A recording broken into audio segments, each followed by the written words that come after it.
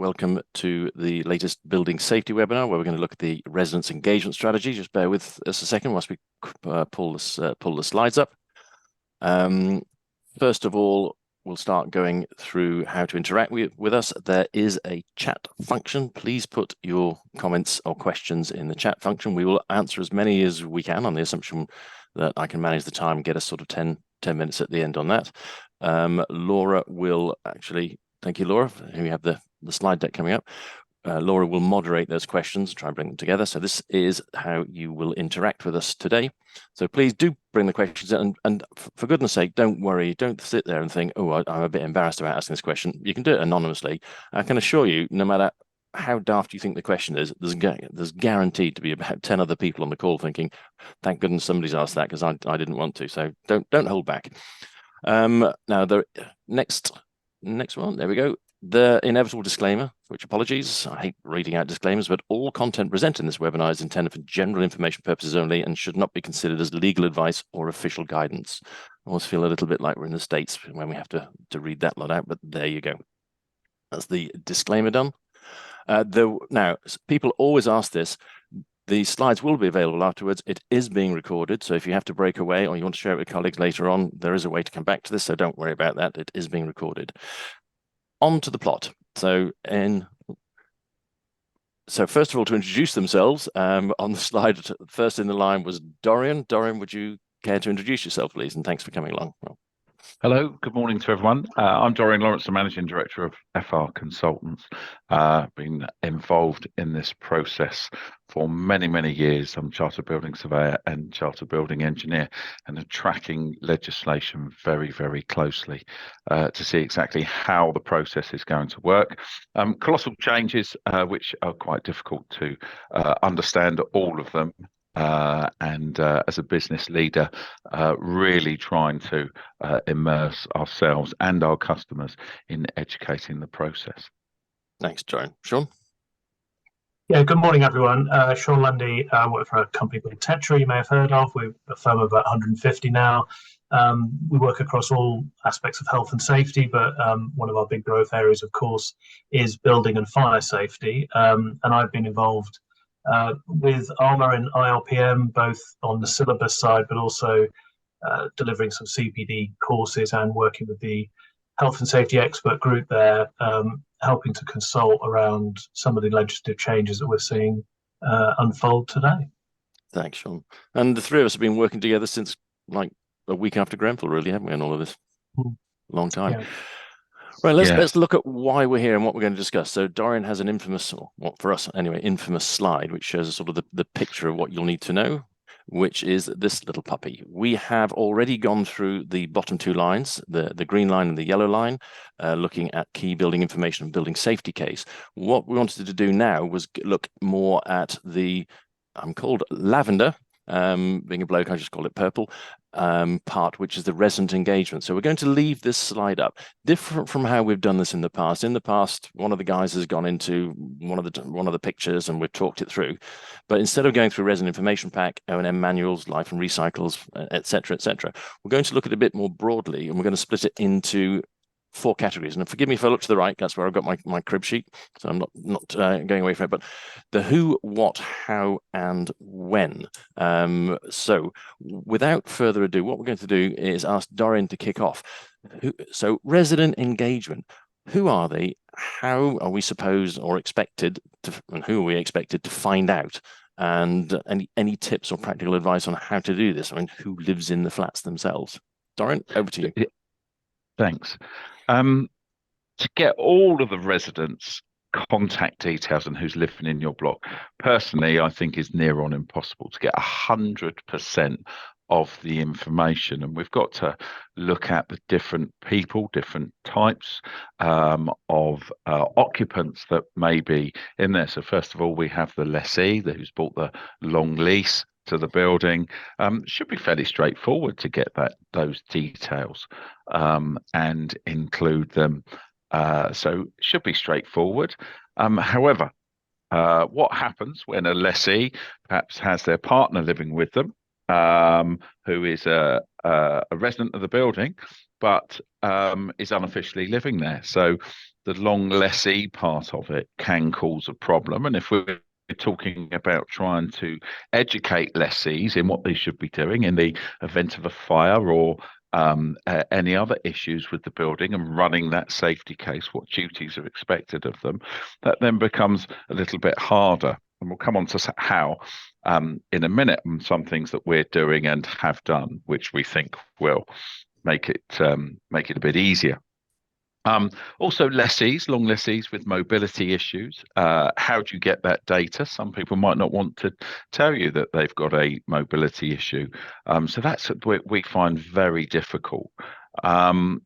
One of the ways around that we found is residents meetings, and really having an open policy with your managing agent, having a residents meeting at the property if possible, somewhere, depending on the size and nature, but really trying to get everyone to buy in to that community of living in that block, which we've seen some good success with that, and welcoming the engagement. The problem is, a lot of the time, there's not a great relationship between lessees and managing agents, and perhaps you might have a freeholder in there as well, where that relationship does scupper things. I know that many freeholders are seen as the big greedy landlord, when in many instances where that we deal with, a lot of our customers are not like that at all. Far from it. They're actually investing a lot of money into their blocks to make sure that they are safely remediated. So trying to get over that barrier to trying to find out who's in the property is quite a challenge, to say the least. Then when we've got subletting, so they let the flat to, we see quite commonly that flats are let out. Sometimes the whole block is let, and that really does start to create some difficulties. Whilst we are looking at a standard sublet, the long lessee rents the property out, we find that also that that tenant has then sublet again. So trying to find out how many people are in certain apartments is quite difficult. And again, that residents meeting and that engagement with people at the block, if we can find out when we're doing surveys, there seems to be a lot of people in one flat with overcrowding, over occupancy. That can be very difficult to try and find out who is in there. I think one of the key ways with regards to the assured short hold tenancy that most of these properties are let on is to make them golden threadable, to actually get those details and put that AST as part of the process into the golden thread of information, and try and collate that information. Overcrowding we do see as quite an issue, especially with the cost of rents, especially London, Birmingham, Liverpool, Manchester, and so on. That does create some issues. But then again, you've got occupants with disabilities, tenants with disabilities that might not want you to know exactly that they've got a disability, and how do you find that out? There needs to be more attendance to the property, perhaps with the property manager, perhaps with consultants, perhaps cross-skilling property managers to look at those issues as well, of trying to find out who is actually living there during site visits. So lots of issues with trying to find out who is there.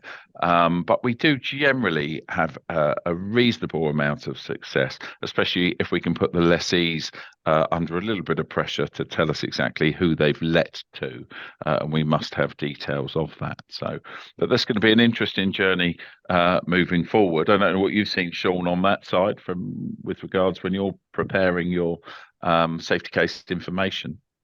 Yeah, so of course, we've been involved in writing safety case reports, certainly for some of the early adopters, for a couple of years now. And I think one of the big challenges has always been the resident profile piece, just getting to know, who's in the flats. I mean, particularly in leasehold, of course, you may know who all the leaseholders are, but you may not know who the actual occupants of the flats are. Maybe they may be rented out, and that can be a challenge.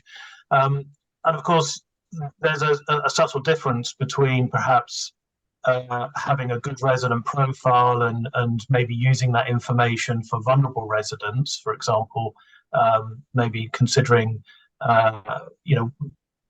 how to use that information perhaps for evacuation or rescue if necessary. So there's that whole debate around personal emergency evacuation plans. But then separate to that is this requirement around resident engagement, which is a legal duty on commencement of Part 4 of the Building Safety Act for those higher risk buildings, those buildings over 18 metres with or 7 stories with 2 or more domestic units. And the duty holder, the principal accountable person, has that obligation to prepare a resident engagement strategy. And of course, when you write the safety case report, you need to comment on the resident engagement strategy and its effectiveness. So I don't know, Nigel, it's worth sort of moving on to that sort of what piece now. Just a couple of points. I was going to chip in as we're chatting about it. I did find it odd that the government put it on the building owner rather than the flat owner to identify who was in the flat, because it's any adult above 16 years old. So as you know, as I've said, which father is going to give the details of his 2 16-year-old daughters' personal contact information to some strangers? And also throw into that GDPR, which we know now is can be quite difficult. So yeah, we've got to make sure that we're adhering to GDPR with regards to information sharing and so on. So yeah, it's a very difficult. It is a strange stance they have. I remember when they were talking about the Building Safety Fund, it was, well, you have to have 100% of the leaseholders agree for free money, and they didn't believe the managing agent who was saying you won't get it. You just won't. There'll be somebody in Singapore who never reads it. There'll be probate. There'll be other stuff. And I think they were vaguely astonished, finally listened and said, okay, as close to 100% as you can get. But at one stage, it was without 100% of leaseholders signing up to it, you wouldn't get any money at all. So it does strike me as strange. And as you say, Dorian, so many are let out. There'll be people who won't want HMRC to know that they've got rental income coming in. So they'll be shielding that like crazy. Or they don't want to pay a fee to their mortgage company because they're coming out of a mortgage. They were going into a buy-to-let mortgage. They also don't want to pay the managing agent a fee for renting the property. So there's lots of letting and subletting that we see. And also, we do a lot of surveys externally and internally. We see a lot of issues with drugs as well within these blocks, which is anything from weed farms to the use of drugs. It just seems to be getting worse, I think, over the recent, I would say over the last 3 years. The standard of some of these properties is just atrocious. We did one in Manchester where the basement was being used by drug users with a colossal fire risk to the building, and trying to police that and manage that process, trying to find out who's in your building, in that instance is absolutely near on impossible. I'm grinning because we had one of those, and it's quite a shock when you walk in and just see this cannabis farm with the hydroponics and the lights in a basement. You think, what? How did this get here? I think the building safety regulators, I mean, just from having spoken to them about resident engagement, I think obviously they're waking up to the fact that leasehold block management is very different than housing association, local authority, and has different challenges. And of course, most residents just want to, they don't necessarily want excessive amounts of engagement. They simply want to perhaps just get on and live their lives in their homes. So one of the interesting aspects of resident engagement strategy is that you need to measure it. You need to demonstrate that it's effective, and that would require some engagement. So that might be a challenge in itself. That the fact that we're only just writing resident engagement strategies now. In fact, the guidance that came out in September, I think the date 20th of September, around that day, it was updated on resident engagement. Sort of implies that you need to start writing a resident engagement from the 1st of October, when Part 4 was due to commence. Of course, it hasn't formally commenced yet, so it might be a bit later, but that's what it says in the guidance. You should begin to pull this together. And of course, you need to have your safety case report ready by April next year, April 2024. But you might not have a lot of demonstrable engagement, over that period, it might be quite difficult. So I think a lot of commentary we're making on resident engagement strategies, this is what it is. This is how we're going to share information. This is the type of information we're going to share, and then obviously covering off the sort of key legal requirements around that obviously the duty holder needs to act in accordance with the strategy. It needs to be reviewed and updated and communicated. But apart from that, actually, I think it's going to be quite difficult. It'll take a long time for it to begin to have any impact. And it's like anything, isn't it? I mean, 80% of residents probably won't engage. Probably more than that, probably 90% perhaps. And then you'll get a few who may take upon themselves to give the risk assessments, for example, great scrutiny, or be potentially problematic, if you like, around certain aspects of safety which is being communicated with them. So there's a downside, I guess there's a kind of moral obligation to share information, but there's obviously a downside to that people may not fully understand that information, and they may create a lot of work.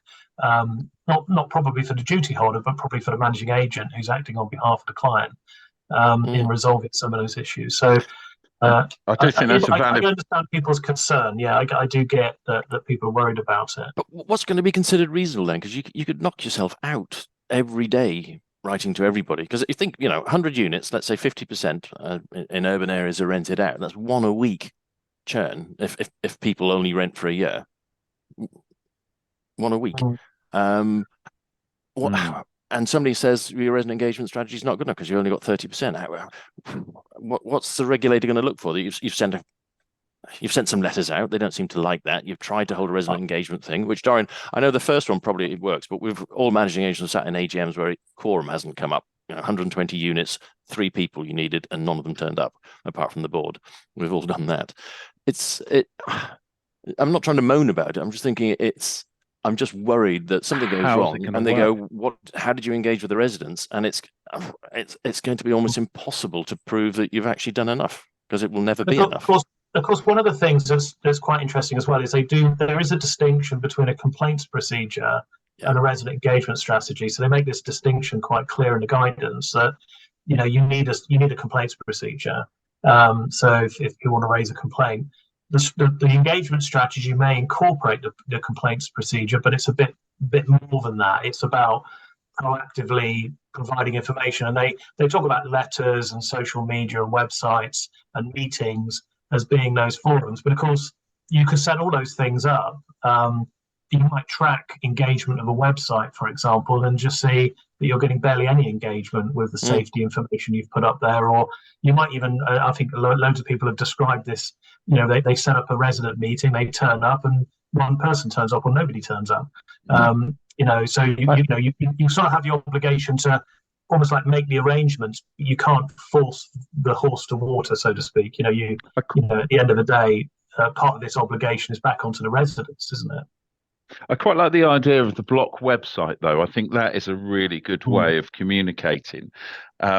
Just a simple website for all that information to go through. Would you make that one way, Dorian? Because I remember vividly when COVID came out, everybody set up WhatsApps, and where I lived, it collapsed within about an hour because it turned into it'd be a website. Dorian in Flat 2's had 3 people around. No.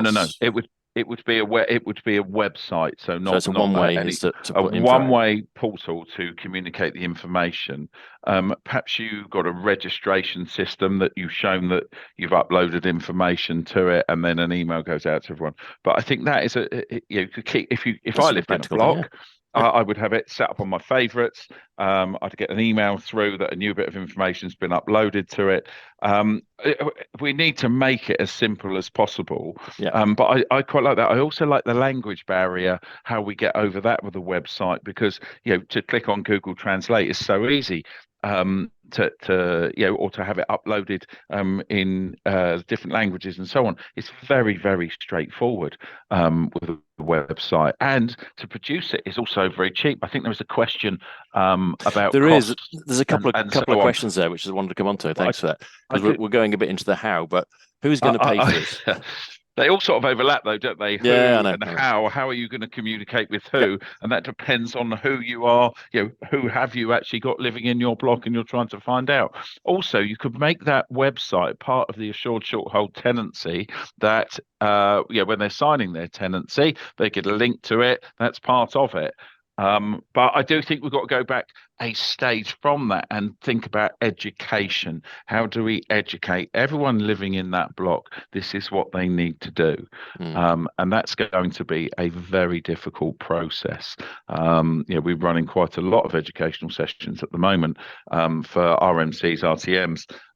So that is that's working in that sector, but we probably get 25% of the residents turn up at best, I would say. So doing pretty well if you do that. But there were a couple of questions. One was, who is going to pay for meeting in person? I'm afraid, I think the answer to that is the managing agent is expected to do that out of their enormous fees. He says sarcastically. So again, you'll have to. I think managing agents are going to have to look at their fee structures. I know it's horrible. And again, treading carefully when one talks about money, but a lot of additional time is being thrown on managing agents through this act, and my knowledge of the fees before through independent surveys where there was zip fat in there at best. So I would imagine that's what's going to be looked at. Interesting question though. What happens if 25% of the block is housing association? Whose responsibility is it then? Whose responsibility is to talk to the housing association residents and gather their information? Yeah, that's a really good question. I was just looking at the guidance actually around consulting, and of course it talks a lot about you've got to consult on the strategy the first time you use it, and if you change it. But it does talk about other accountable persons. So whoever is the principal accountable person, so that would need to be identified first. And if you're the agent working for the principal accountable person, then they have an obligation to consult with other accountable persons, which may be a housing association who's occupying that building. And that could be the same for a commercial unit as well, which would be very interesting because, of course, they may have no interest in any residential engagement strategy, but you still have to perhaps consult them because they're an AP. So that's interesting.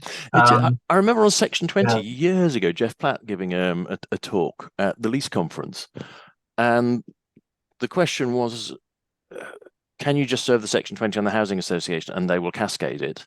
And I believe the legislation was no. You, the managing agent, have to find out from the Housing Association who their leaseholders are, and you have to. You can't delegate that Section 20 to somebody else. It's your problem. So it was going, well, we've never done that before, and that's again really, really difficult because then we'll have to get from the Housing Association everybody, all their contacts, upload it onto our system, and then belt it through everybody. I don't know if that's changed, but that's how I recall it because it raised an eyebrow. There is a theme here because certainly with changes to the Regulatory Reform Fire Safety Order brought in by the Building Safety Act, Section 156, which basically puts an obligation on RPs, responsible persons, to cooperate and coordinate with each other. It strengthens that. And I think as well with resident engagement, it makes it very clear that there is a cooperation and coordination obligation between accountable persons. It could be the RPs, of course. So where you've got different entities responsible for different bits of a building, someone has to bring all of those entities together. And it may just be that you say, I've written an engagement strategy and here it is. But I guarantee that the housing association will create their own engagement strategy. So what you might end up with is several engagement strategies for the same block, which would be interesting. So there's going to be a real requirement there to cooperate and coordinate. And of course, and I really sympathise to managing agents because I think this will take up time and essentially cost. And it does need to be thought through. That's a good question about the cost because there was an interesting article in the Times about cost of this. I do think, having taken some quite key legal advice about the cost of all of these reports and running and administrating this process is chargeable to the service charge. I'm not here to give managing agents advice on how they should structure their fees, but if it's a new process and you've got to have additional meetings, I would certainly be looking at billing that if it's new legislation that has dictated that you need to have these engagement meetings to try and meet the requirements of the Building Safety Act and the residents' engagement strategy. On the legal advice, I'm not a lawyer. I'll qualify that. I do work very closely with lawyers. I'm a surveyor, an engineer, but we do work very closely with Blake Morgan. But the fees for this are chargeable. So I would have thought there is an additional fee to meet the requirements of the new legislation, and that's how I would be billing it, I think, under that heading. But there's a lot of time for managing agents. I do feel for them massively, and that's why we're taking a bit of work off of them to help with this process. Well, we better start moving on, guys, because I'm not doing very well. We're nearly at 12:30 and we're only on Who. One thing I would like to point out, there are a couple of people in a way have said, well, hang on, the leaseholders are the people that we should be dealing with because they own the flat, and shouldn't their responsibility be to pass the info on? I think there's a legal aspect to this, but there's the operational thing. The point of resident engagement is not who owns the flat, but whoever's living in it is the person who's going to say, I see there's something here that worries me. And so it is the person who's living there that you need to think about, not the person who owns the flat. Try and separate the legal from the, if you like, the operational aspect. I think that's the key thing of the strategy is whoever's sat in the flat, he or she should be able to point something out and know what's going on. I've heard that very point pointed out a number of times, Nigel, where I think it would have been really helpful had there been an obligation placed on leaseholders to make that information available to managing agents. That would have made things so much easier. It just isn't there actually at the moment, but it would make sense if it's that way around. Yeah, they went the other way around, and honestly, we argued a lot about that. Okay, we've kind of, again, with all these topics, we can keep going on one topic for the lot. What do we, resident engage? We've magically found everybody we need to talk to.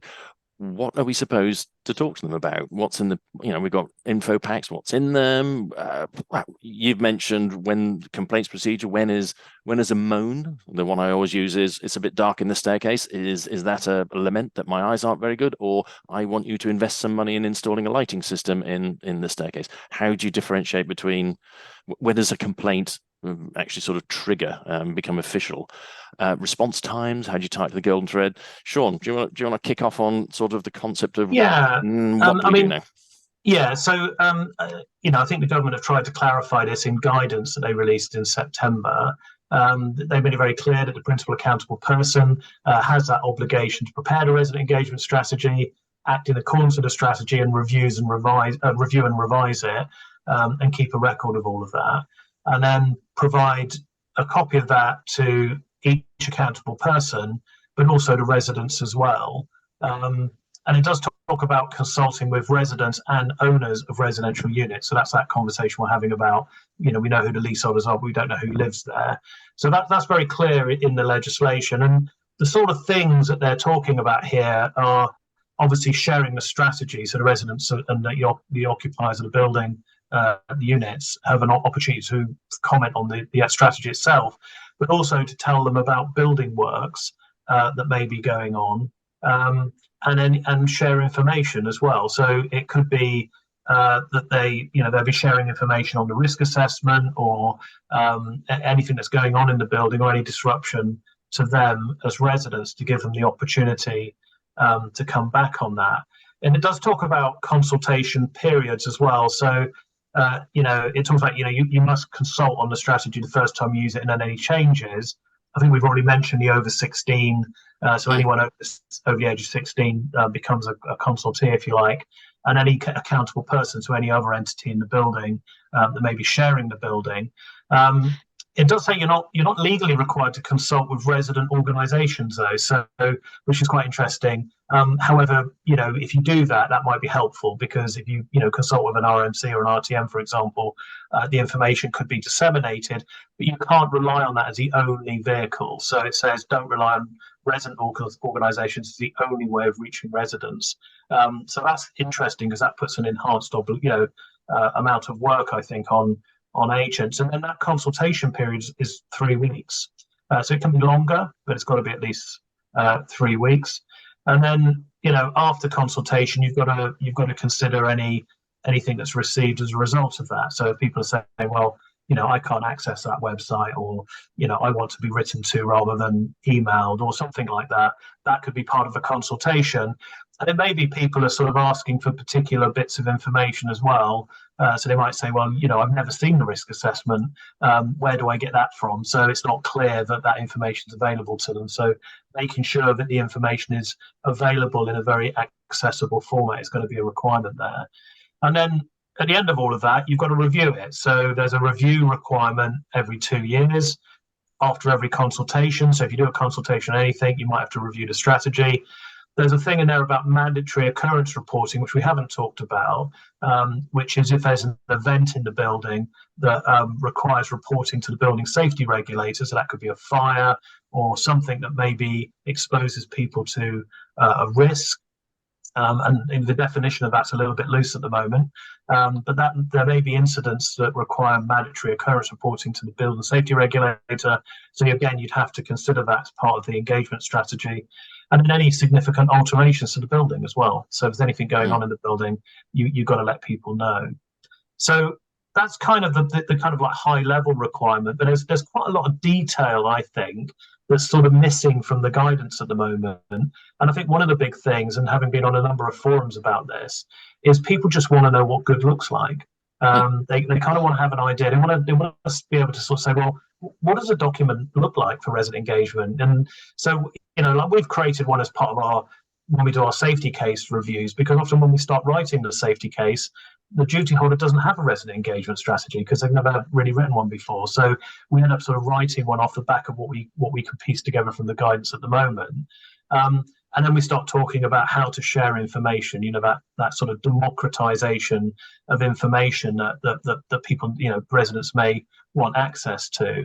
And then the big challenge, I think, and I mentioned it right at the start, is about measuring the effectiveness of the strategy, making that demonstration, because in the safety case report, you need to demonstrate, you need to talk about how you're going to manage it as part of your management system. So once you write the strategy and you implement all this stuff, how are you measuring its effectiveness? And I think that's a real challenge as well. And I think agents know really, they really know well that they might do all of this stuff and get very little engagement. And therefore that they may be held, or the duty holder may be looked at as being at fault for that. And I think I've heard the building safety regulator say a number of times that you just need to make those endeavours, reasonable endeavours or best endeavours, without getting tied up in legal definitions of what that means. But just really showing that you're trying your best, really. But actually, if nobody wants to talk to you, then they're not going to talk to you. We can't force them to do that. However, there are a couple of legal obligations which are there on residents as well, which I think are going to kind of emerge out of the woodwork as all this stuff gets implemented. That residents themselves have obligations not to create safety risks within a building. They should be cooperating. And I think Dorian made a really good point about education. And I always felt that the education piece should have been stronger.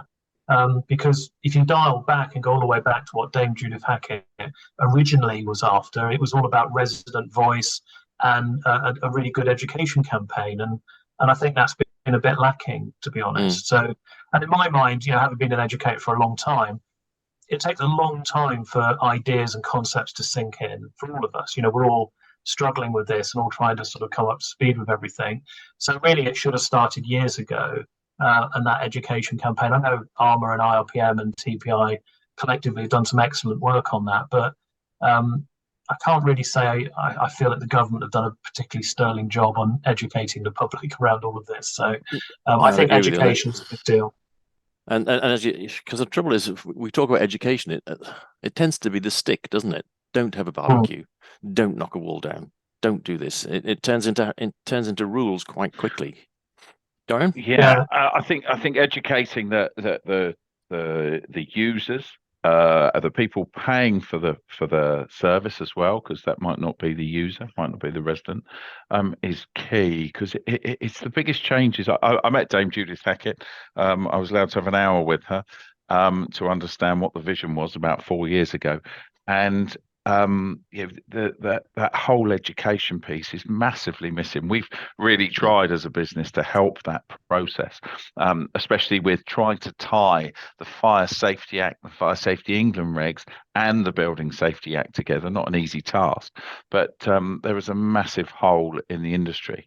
But when you think of how many different parties you've got to get to understand this, it's a colossal piece of work. Like we said, the residents, the owner, the long lessee, the freeholder, the managing agent, insurance companies. We work with AXA very closely, and Covéa, and getting them to understand it as well. What has everyone got to do in the process? That can be quite a challenge, and brokers from them as well. So yeah, it's a massive part, that education. I do think though, Sean, that's a valid point, that there is a catch-up process, isn't it? No, I mean, we know what good looks like, but is that actually practically possible to achieve that? Residents' engagement, some blocks, we're dealing with one block in the north of England that it's all owned by foreign investors. Literally no one is interested in engaging with us on that one. So, trying to set residents' meetings up on site with the tenants that are living there will have a better hit rate than trying to engage with them, putting a notice board up and getting some information to them on that, putting someone, and I know I'm probably about to get a barrage of questions about putting someone there for a day, just saying, using the old letterbox technique, saying, look, we need to engage with you as an occupier of the building. You are a resident. There is some risk here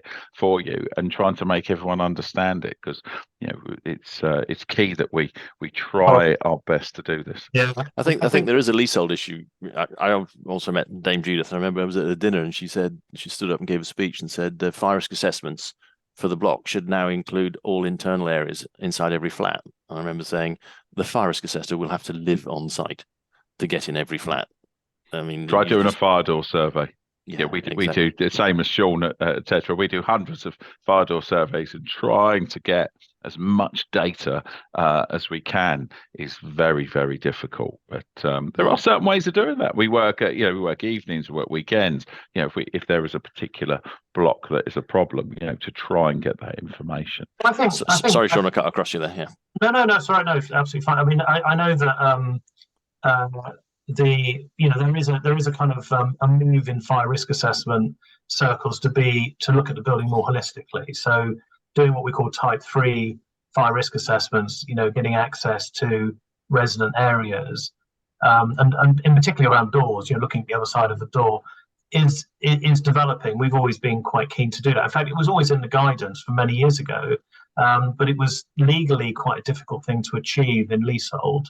And I think the thing that regulators have struggled with a little bit is this duty holder definition. We've got responsible persons now, and accountable persons, and principal accountable persons. It's getting confusing, isn't it? Yeah, it is very confusing, I think, and I think if you really get into the detail of it, there are some issues there, which are probably only ever going to be resolved, in a court or in a tribunal, perhaps.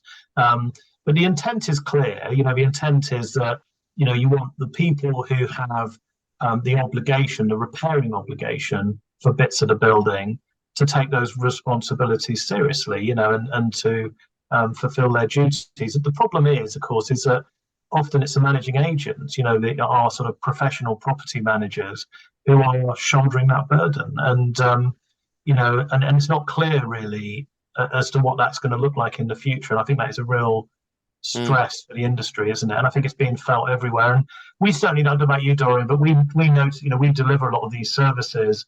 We're often, doing a risk assessment and then making a recommendation for a further survey, because we need to do more information on the building.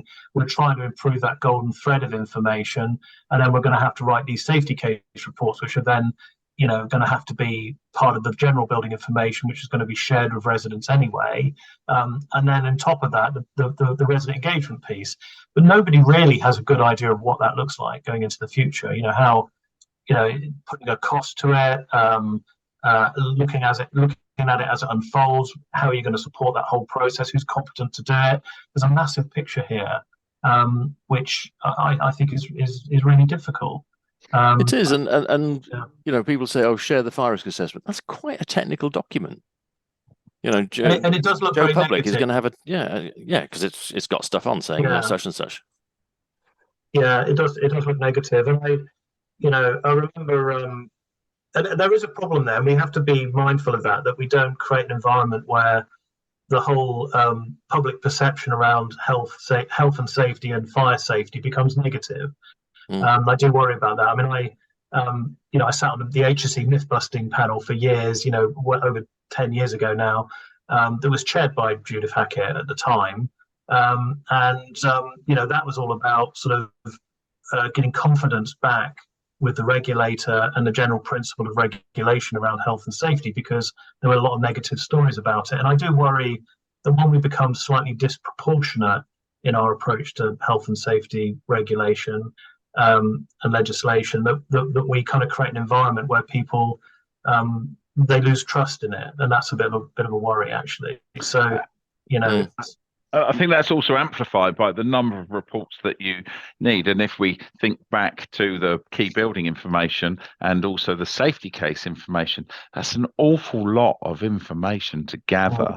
And people are actually not interested, probably. But they're getting the fee for it. So come back to the point of education. This is why you need to have this information. This is what it's going into the building safety case, and this is why you need it. I think that bridge needs to be crossed first. Well, that's segueing us very nicely, Dorian, and you've alluded to before the how. So we've figured out who we're supposed to talk to. We've figured out roughly what they're supposed to get.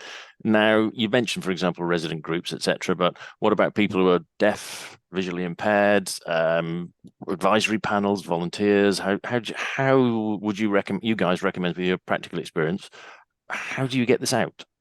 How do you engage? You've got to go back to communication through the managing agent. You've got to go back to I quite like the old school method, and I know there's a lot of managing agents, and actually writing to the occupier.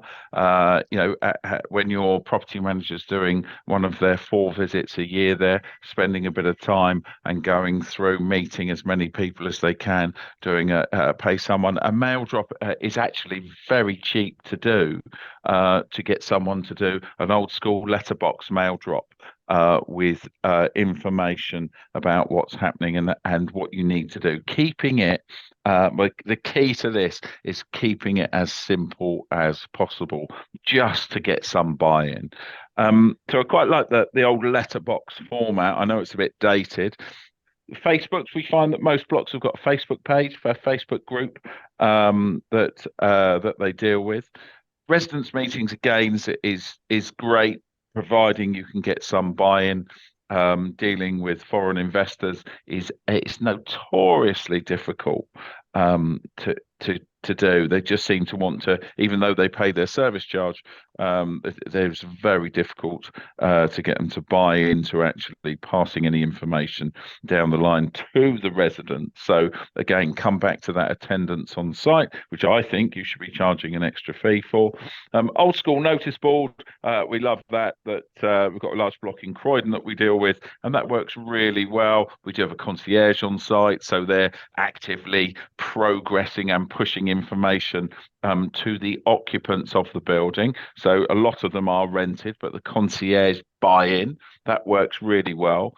And do you find that? Because we asked the concierge, sorry, personal thing, and sorry to interrupt, but we asked our concierge here, can you tell us when new people move in? And they flatly refused. I think because they saw their Christmas box going from those people. They just said, we refuse to spy. We refuse to be your stooges.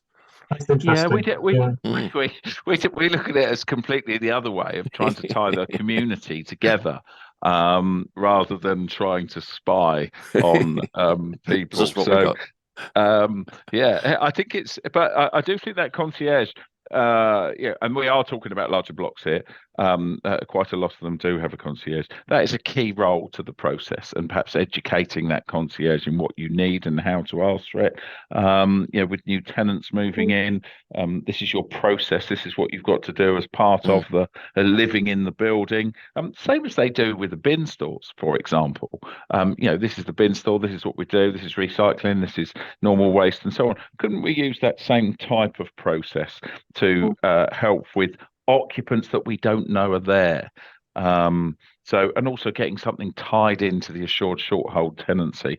I like the fact that we should be making those ASTs golden threadable, so we've got that information in there. There's 80% of the block is rented on assured short hold tenancies. But there's no obligation to do that yet, is there? There's no obligation. That's a nice to have, and if people don't want to do it, which, as we said, some landlords won't, then it's a nice to have, but perhaps the legislation will change or the guidance will change when we and I think that's going to come up a lot in this process with the amount of changes that we're looking at. There will be adjustments, appendices, and changes to it as we find out simply some things just don't work. If you can't get anyone to talk to you, how do you get them to talk to you? The fact that you've displayed it at the property, you put it through their front door, you've tried to have a residents meeting, you've set a website up, you've done everything. Poor old managing agent has got to deal with all of this, which again you should be charging for. How do you get people to talk to you that don't want to talk to you? I think on that point, Dorian, I think there's no. Basically, I think the implication here is that the duty holder needs to be responsive. So, for example, you can't anticipate in advance all the different requirements. So there's no point in producing an engagement strategy in Braille if you've got nobody who requires it in Braille. But if somebody comes to you and says, look, I would appreciate this document being presented in this way, then the obligation is there to do that. I mean, I suppose that the question around that is, how do you know, without sort of, how do you reach out to occupants, for example, who may not know you've done that if you don't anticipate all of that? So there's a bit of chicken and egg problem here, I think, when it comes to engagement. So the implication is that you need to consider and be responsive to individual needs. If you need to communicate in a different language or in a different format. But in order to understand that, you need to have addressed that point already, don't you, in order to get the information out there to ask them. So I think that's a problem, in terms of, I mean, that in itself might be a letter or if you send a letter to someone and they can't read the letter, they may get someone else to help them read it. That might be one way. And then if you have a meeting and they turn up to the meeting and you realise actually that they're going to struggle with your method of engagement, then you might need to build in some alternative into your strategy. I think that's the only practical way of doing it. But you can only do that on best endeavours, can't you? Yeah. It's never going to be perfect. And I don't think the expectation is it will be perfect. I think it's sort of, have you done what's reasonable? And I think everyone's struggling to know what reasonable looks like. That's the big question. But, again, I think people need to just think about it. You could send out a description of what a fire exit sign looks like in 257 languages, or you could just do a picture of a fire exit sign. And so diagrams, and I don't mean flippantly, cartoons of how to find egress points and so forth. I think they're pretty good.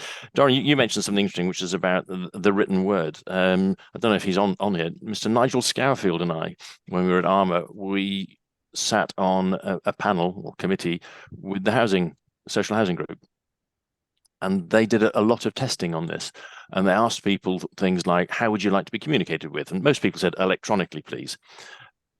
They then did some tests on how people remembered that, what retention they had, both immediately and sort of 6 months later, going back what was said. And hands down, the best retention was ye olde letter through the post. Because people get it, they read it at leisure, they put it aside, rather than any other mechanism, texts, you name it, hands down that one. The other thing that came out, and we did this at Armour, was trust of brand, Fire Brigade. So if you send it out with managing agent written on it, some people, as Dorian, as you said, don't like your managing agent, etc., don't trust them. But if it's got a logo on there, so hence why Hampshire Fire did a lot of work with Armour, they tend to trust that letter and read it more if it's got a brand on that they perceive as trustworthy. Again, just techniques of communicating. We're talking about how to do this best. It's going to be a mammoth job to do this. So it's a question of how to do it best, I think. Yeah, definitely. I do like the written word. I do like the fact that perhaps it's something passed to a resident of the building, something formal, a letter that is actually passed not just to the occupier, but knock on the door and try and hand them something. This is what you've got to do if you live here. I know it's a massive task for the managing agent. I do feel massively for them having all of this thrown at them, but and there's we don't actually know what everything looks like to get it to them yet. So there's going to be a lot of. But I suppose, as you just said, you can address it. I'm sure leaseholders will get a bit annoyed, but to the occupier flat 1, the occupier flat 2, either post it or hand deliver it, because then it does get to who's living there, and then maybe.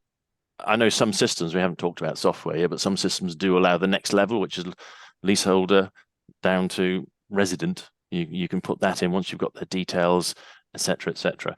Couple of Emily, you've put in: are we obligated to provide servicing dockets, including monthly visits to lessees if they have requested? I'm not sure. Do you mean servicing like we've done a lift survey and we've done a fire risk?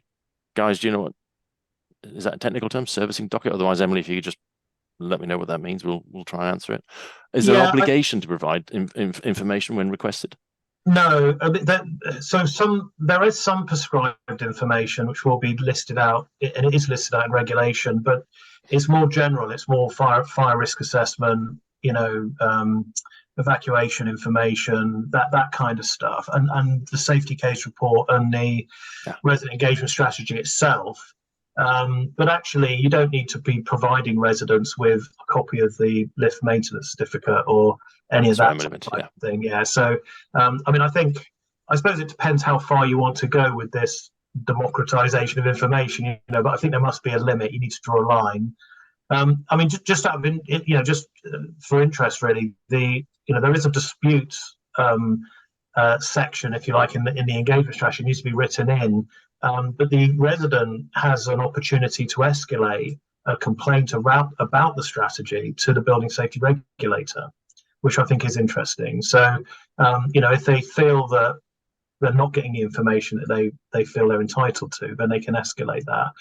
I think in return, the building safety regulator will start to refine what is reasonable information through that process. So hopefully we'll get a bit of a better steer on that point. But I would say, in answer to that question, no. That would be a level of information too far, in my view. Too far. Too much, isn't it? Yeah. And unless there's it might be there's a very particular issue which affects them individually, and therefore, as part of an ongoing review of that or investigation or something like that, it may be legitimate. But in general, no. I would say. They are horribly technical, a lot of these. Yeah. It's a good one. Unfortunately, it's from Anonymous, so we can't credit. Airbnb.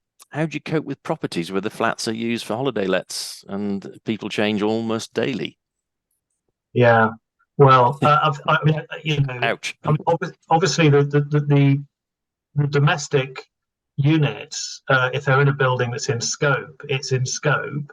However, if it's operated like a hotel, for example, it may not be in scope. So first of all, I think the first thing is to determine whether the whole building is operated in that way. But if it's a couple of units in a block which falls into scope and is being is a high risk building because people are living there all the time, then of course there is an obligation to share that information. But how that will be done in practice, it's very difficult to know.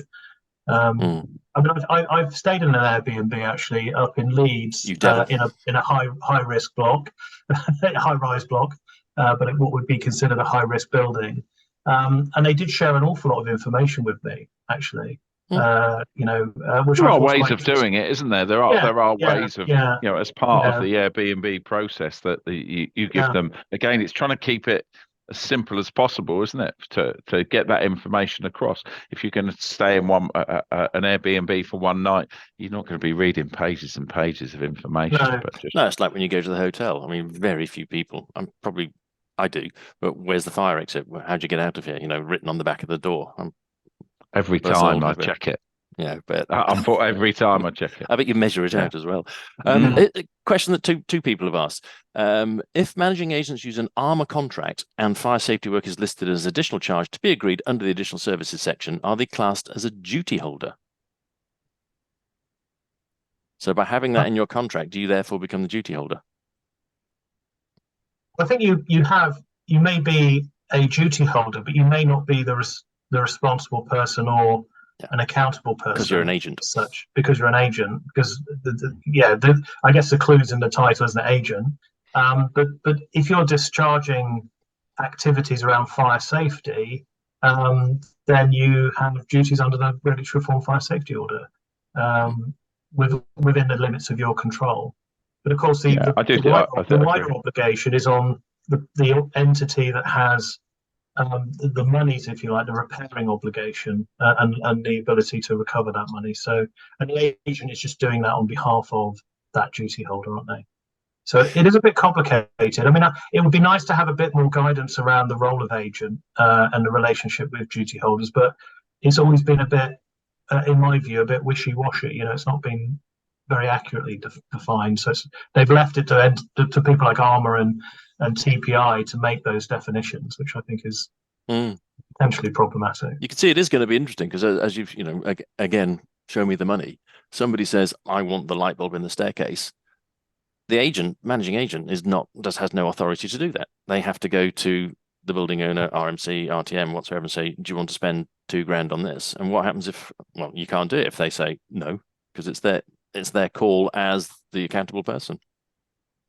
Yeah, I mean, I think to sort of answer that question in another way would be to say, well, anyone who does anything in regards to fire safety in particular in any building has legal duties, right? So, if something goes wrong, the fire risk assessment company, the managing agent, and the building owner, or an RMC as well, they can all be liable to prosecution. So, so that's another way of looking at it. So the bottom line is, although we tend to think about who's ultimately responsible, well, of course it is the building owner, but there is this intelligent customer piece that comes into play as well. So the managing agent has an obligation to operate in a professional manner and discharge their duties, as does the risk assessment company they appoint to do their risk assessment. And if any of those things are found wanting in the event of a fire or a statutory breach, then they can all end up in court. And questions would be asked about the relative competency of each entity. The loss of that is driven through Lakanal House, isn't it? The fire at Lakanal House, where no one was prosecuted, because even in the construction element of that project, there was a struggle to prove roles and responsibilities. But duty holders, even in the construction process now, have a very clear duty that they have to carry out, whether you're an architect, contractor, a subcontractor, a designer.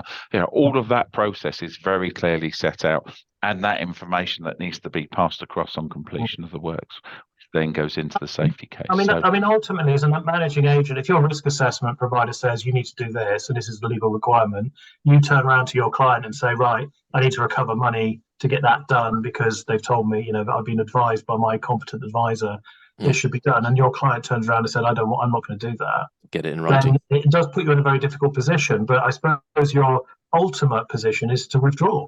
You could say, well, I can't work with you anymore because I'm giving you the professional advice. We need to follow this through. You're not doing it. So therefore, that's the end of our relationship. I can't be an agent for an organization that's operating illegally under my management agreement. Because the management agreement is kind of telling you to comply with all legislation, isn't it? Very simply. I know what you're saying, but let me put my managing agent's hat on. My biggest client says, do it or else. And I look around the office and think, well, how many people do I have to fire if I lose them? If I lose that one contract? And a lot of small agents, they've got one or two, which are frankly their lifeblood. We've got 2 more minutes. Laura, could we put up the QR codes for a start for the guys? All of you that have been on this call, thank you very much. I'm starting to do the wind up. It is daunting. but there are people here who can help you. So both Dorian and Sean work for firms that can help you craft these things, put them together, because all of us are trying to figure out, this is all new. How do we do this? What do we do? And as Sean says, you're agents. We come back to you could mow the lawn if you wanted to, or become Corgi registered and do the boilers yourselves, but that's not your job. Your job is to find people that can help you, and then that goes to the service charge, etc., etc. But overall, any last words, guys? We've got less than a minute. It is daunting, but there is hope. There is a process to go through, and you've got to, rather than just go, it's the Building Safety Act, we've got to deal with it. Break it off into sizable chunks of information. Make sure you use a competent consultant, FRC or Tetra. You know, we are both businesses trying to get through the deluge of work at the moment, but it is doable. We've got to do it. And I really like what Sean said on previous ones, that we've got to get the safety case together with the information that we've got available and plug the gaps as that further information is achievable. You can't do the impossible, but we can do the best we can do to make the building safe for occupancy. And that's your end goal, is making the building safe for occupancy and proving that it is safe. So it's not an impossible task. It's a difficult task. Lots of people out there to help you, but just keep calm through the process and break it down into a sensible, manageable chunks of task to achieve.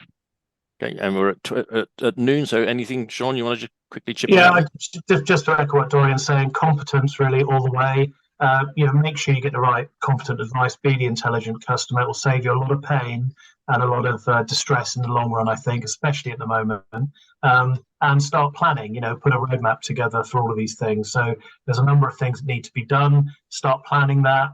As Winston Churchill said, plans are useless, but planning is essential. Think about your roadmap. Think about continually planning. Get the right competent advice. You're going to have to be a bit agile probably in the process, because things will change certainly over the next 12 months. But competency is king at the moment, I think. All right, thanks, guys. We're a minute over, which apologies to everybody. Thank you, Dorian and Sean. As always, very entertaining. There are more coming in this series. Dorian's horror map. I shouldn't call it horror map. Dorian's. Oh, that's harsh. Dorian's picture. There's still a couple of colours to go through, but thank you everybody for taking part in this and for your questions. And again, it has been recorded. The slides are available, so don't worry about that. Anything that we've missed, I didn't think so on the question, but we'll strive to answer them. Thanks again, everybody. Appreciate it. Bye. Thank you. Thanks, Nigel. Bye-bye.